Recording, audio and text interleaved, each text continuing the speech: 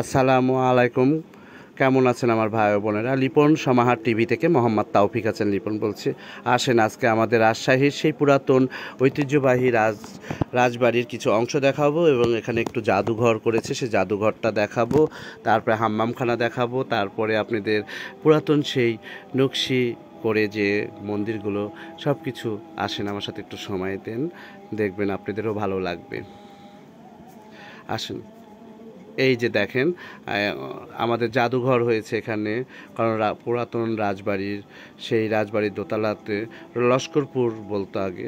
ছোটোবেলা আমরা এখানে কত ঘুরেছি, কত গেছি, সেই স্মৃতিগুলো ভোলা যায় না। আমি যখনই রাজশাহীতে যাই তখনই আমি এগুলো ভিডিও করে নিয়ে চলে আসি, যে একটা আপনাদেরকে দেখাবো বলে আমি যাই। আর এখানে দেখেন রাজবাড়ির এই সাইড দিয়ে জাদুঘরগুলো করছে। জাদুঘরের এক অংশটা ছবি তুলতে দেন, আর এই সাইডটা দেখেন মনে হচ্ছে কালকেই বানাইছে নতুন, কিন্তু না, এটা 200 বছর আগের সেই বারান্দাটা হাওয়াখানা বলে। তারপরে যে টালি দিয়ে দেখেন উপরে সুটকি ঢালাই বলে, সেইগুলো তো এখনকার ডিজিটাল যুগের ছেলেমেয়েরা এই জিনিসগুলো শুনবে না। সামনে দোল মন্দির, একতলা নিচে বসে গেছে, তবুও দেখেন কত উঁচা। তারপরে সামনে ওই সাইডে, তারপরে এই সাইডে আবার শিব মন্দির। এগুলো আমি অনেকবার দেখিয়েছি, তবুও আপনাদেরকে দেখাচ্ছি যে এখানে জাদুঘরটা করেছে। জাদুঘরের উপরে এগুলো ছোটোবেলায় আমরা এগুলো বেড়েছে, বড় হয়ে বেড়েছে, এখনও যে গেলে একটু ভালো লাগে। এই যে দেখেন কি সুন্দর, কি সুন্দর, অবাক লাগে, ভালো লাগে। কারণ আমরা গর্বিত যে রাজশাহী পুঠিয়া থানার আমরা জন্মিয়েছি। কারণ আমাদের রাজশাহী শহরে বেড়াতে আসবেন আপনারা, রাজশাহীতে সব কিছু আছে। রাজশাহীতে স্বপ্নের শহরটা দেখে যাবেন, এত সুন্দর পরিষ্কার পরিচ্ছন্ন একটা শহর তৈরি হয়েছে। এটা হলো একটা মন্দির।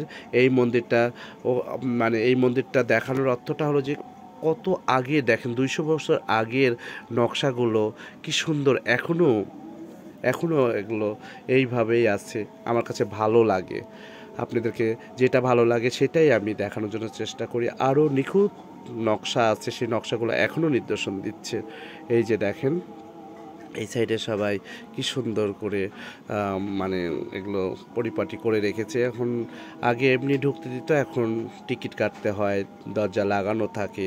তারপরে এখানে আপনাদের ঢুকতে হলে এখন অনুমতি লাগে, আগে খোলা ছিল। এই যে দেখেন কি সুন্দর করে নকশা করা। একটা কথাই আছে, কৃষ্টির মাঝে সৃষ্টি, সৃষ্টির মাঝে কৃষ্টি কালচার। এইগুলো ধরে রাখাই হলো যে সবচেয়ে বড় জিনিস। আপনাদের এগুলো দেখা কি অবাক লাগে, দেখেন কি সুন্দর করে আমি আপনাদেরকে দেখাচ্ছি। কারণ এটা আপনারা দেখবেন, কারণ লিপন সমাহার টিভিটা আপনারা সাবস্ক্রাইব করে নেবেন, ফলোয়ার করে দিবেন, তারপরে শেয়ার করবেন, দেখবেন, দেখার সুযোগ করে দিবেন। তাহলেই তো আমি পাশে থাকবো আপনাদের পুরাতন জিনিসগুলো দেখানোর জন্য। আসেন, এখন আমি যাচ্ছি। এটা আগে হাম্মামখানা বলতো, এখন এটা রানী মহল ও রানীর ঘাট বলে, এটা নাম দিয়েছে। এখন এগুলো নতুন আকারে সব রং করবে। পুরাতনটাই ভালো ছিল আমার মতে, কিন্তু এখন দেখা যাচ্ছে সব কিছু মিলেই। এই যে দেখেন এটা হাম্মামখানা, এই হাম্মামখানাটা এইভাবে এখন নতুন করা হচ্ছে, রং করবে। আগে এখানে রানীরা গোসল করতেন, বেগমরা গোসল করতেন। এটা হাম্মামখানা, গোসলখানাকে হাম্মামখানা বলতো। এখন এটা রানীর পুকুরের ঘাট। তারপরে আবার এই চলে গেলাম গোবিন্দ মন্দিরে। এখানে যাওয়ার পরে এই যে দেখেন কি সুন্দর পুরাতন কৃষ্টি কালচার। কারণ বারবার আমাকে টান দেয়, যেখানে আমি পুরাতন কিছু দেখি ভালো লাগে আমার কাছে।